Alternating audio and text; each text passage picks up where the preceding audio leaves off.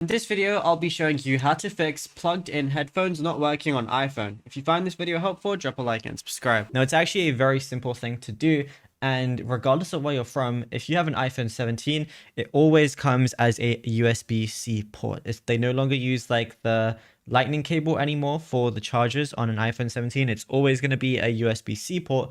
So what you're going to need to do is your wired headphones need to be USB-C because there is no 3mm audio jack anymore.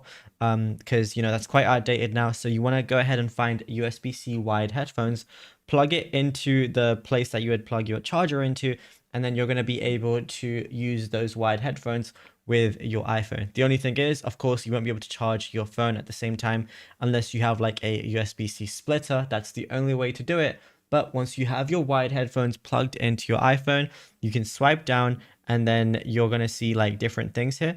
So you can just go to the volume and just make sure it's turned up, and then you can listen to music or do really whatever you want with those wired headphones plugged in. And it's as simple as that.